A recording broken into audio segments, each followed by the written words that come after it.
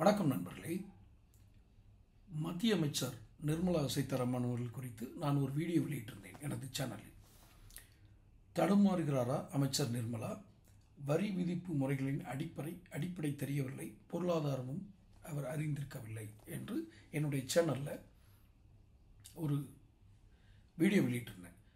நான் அடிப்படையில் பொருளாதார நிபுணன் அல்ல, அல்லது பொருளாதாரத்தை மிக கரைத்து குடித்தவன் அல்ல என்பதை இந்த வீடியோவிலேயே நான் சொல்லியிருப்பேன். ஆனால் சாமானியனாக, இந்த நாட்டினுடைய சாமானிய குடிமகனாக கையில் இருக்கும் பணத்தை கொண்டு பொருள்கள் வாங்கி வாழ்க்கையை நடத்தும் ஒரு சாமானியன், ஒரு வாக்காளன், இவர் எங்கிருந்து தேர்ந்தெடுக்கப்பட்டாரோ அந்த தேர்தல் முறையில் நான் வாக்களிக்கும் உரிமை பெற்றவன் என்ற அடிப்படையில் நான் ஒன்றும் தவறாக கூறவில்லை. ஆனால் அவருக்கு ஆதரவாக, நிர்மலா சீதாராமன் அவர்களுக்கு ஆதரவாக சிலர் தங்கள் பெயரை நாகராஜன் ஹரிஹரன் என்பவர், முதலில் உங்களுக்கு ஃபைனான்ஸ் மினிஸ்ட்ரியில் ஐஏஎஸ் ஐஆர்எஸ் ஆஃபீஸர்ஸ் தான் இருப்பாங்க, அவங்க பெருசாக அவங்க தான் பெரிய லெவலில் இம்பேக்ட் பண்ணுவாங்க, அமைச்சருக்கு இது ஒன்றுமே இல்லை, ஆனால் அமைச்சர் பேரில் தான் எல்லா பழியும் சேர்ந்துருது அப்படின்னு சொல்லி ஒருத்தர் கொடுத்துருந்தாரு. அவர் நான் பேசியதை கவுண்டமணி பாணியில் கிண்டல் செய்தும் போட்டிருந்தார். அந்த இதை இப்போ காட்டுறேன். அதுக்கு அடுத்து அது கூட ரைட், ஓகே, அது ஒரு கமெண்ட்டுங்கிற அளவில் போயிடலாம். அடுத்தது தான் ஒரு மிரட்டல். கிட்டத்தட்ட பொருளாதார சிக்கல், உங்கள் வீட்டு கதவை தட்டும் வரை பொறுத்திருக்கவும், அப்போது பார்க்கலாம் நீங்கள் யாரை குறை கூறுகிறீர்கள் என்று.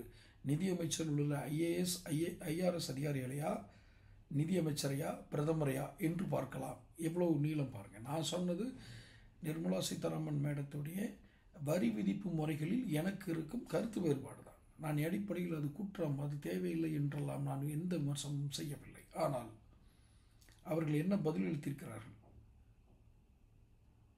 உங்கள் வீட்டு கதவை, பொருளாதார சிக்கல்கள் உங்கள் வீட்டு கதவை தட்டும். அப்படி என்றால் என்ன அர்த்தம்? இதோ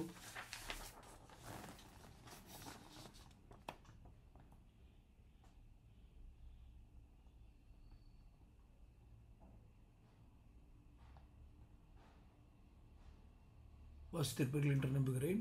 அதற்கு முன்னால் சொன்னவர்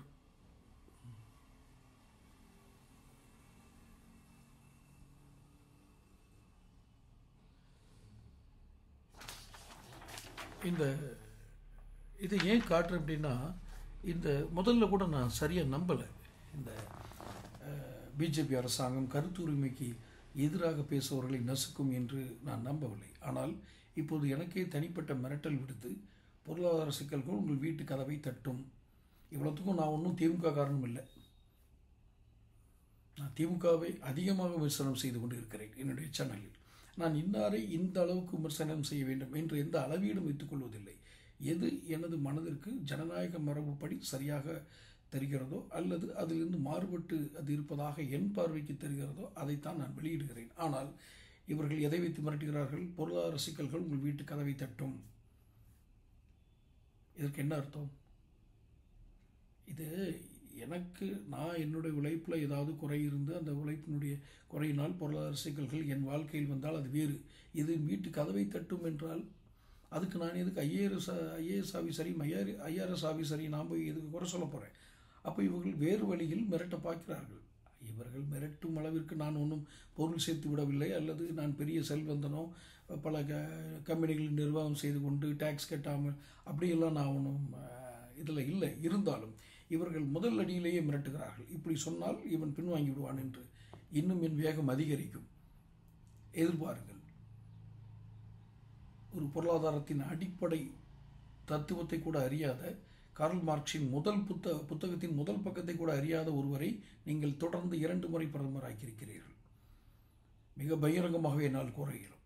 அவருடைய கூட்டங்களில் நிர்மலா சீதாராமன் அவர்களுடைய அந்த கருத்து கேட்பு கூட்டம், அவருடைய கூட்டங்களில் பார்த்தென்றால் ஒரு அவருடைய உடல் மொழி, அதாவது பாடி லாங்குவேஜ் பார்த்தீங்கன்னா, நான் சொல்கிறேன் வாயை புத்திட்டு கேட்டுப்போம் அப்படிங்கிற அளவு தான் பதில் பேசுவாங்க. ஒரு கேள்வி 2வது முறை வந்தால் அந்த 2வது முறை வருகிறது என்று ஒரு காரணத்துக்கு பதில் சொல்ல மாட்டேன். Already answered. இப்படி தான் அவங்களுடைய இது இருக்கும். ஒரு ஹெட்மாஸ்டர் போல் தான் செயல்படுவாங்க. இப்படிப்பட்ட நிதியமைச்சரையாக கொண்டு நாம் நாடை தேசத்தை நடத்துவது? ஏற்கனவே பலம் இழந்து விட்டீர்கள். இன்னும் அம்பேத்கரை சொல்லி உங்கள் அடுத்த பலத்தையும் இழந்து விட்டீர்கள். தொடர்ந்து பொதுமக்களுடைய கேள்விகளுக்கு ஒரு யூனிக் ஆன்சர் கொடுக்க பாருங்கள். உங்களிடம் கேள்வி வைப்பவன் எந்த அடிப்படை அறிவும் இல்லாதவன் இருக்கலாம், ஆனால் உங்களை நம்பி வாக்களித்தவன் என்பதை மறந்து விடாதீர்கள். அவர்களுக்கு பொருளாதார அறிவு இல்லாமல் இருக்கலாம்.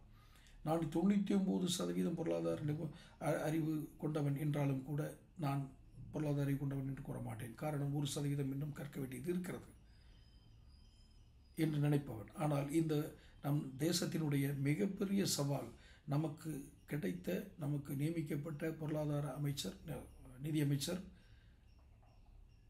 அவர் பொருளாதாரம் படித்தாரோ இல்லையோ அது வேறு விஷயம். ஆனால் அவர் கேள்விக்கு பதில் சொல்வதில் மிகுந்த ஒரு ரூட் பிஹேவியரில் தான் இது பண்ணுவார். எங்கேயுமே அவருடைய பிஹேவியர் ஒரு சாஃப்ட் பிஹேவியர் இருக்காது. அவர் சொல்வதை நாட்டு சிதம்பரம் ஐயா இருக்கும்போது அவர் சொல்வதை நாட்டு மக்கள் புரியும்படி ஒரு பொருளாதார இது இருக்கும். இதில் அப்படி இல்லை. எங்கோ தவறு நடக்கிறது. இப்படி கேள்வியை பெறலாம் நீங்கள் மிரட்ட ஆரம்பித்தால் சர்வாதிகார நாடாகிவிடும். தயவு செய்து மறுபரிசீலனை செய்யுங்கள். அவர் எழுதியிருப்பவர் பிஜேபியை சேர்ந்தவர் இல்லை என்ன வேணாலும் சொல்லலாம். ஆனால் அவர் மிரட்டும் விதமாகவே எழுதியிருக்கிறார். அவர் மறைமுகமாக கூட ஆதரவாளராக இருப்பார். உங்கள் ஆதரவாளர்கள் இப்படி இருக்கிறார்கள் என்றால் நீங்கள் ஊக்குவிக்கிறீர்கள் என்ற அர்த்தம். தொடர்ந்து நம்மளுடைய விமர்சனங்கள் தொடரும். சேனல் பாருங்கள், சப்ஸ்கிரைப் பண்ணுங்கள், நோட்டிஃபிகேஷன் பில் பதிவு பண்ணுங்கள். அடுத்தடுத்த வீடியோக்களை சந்திப்போம்.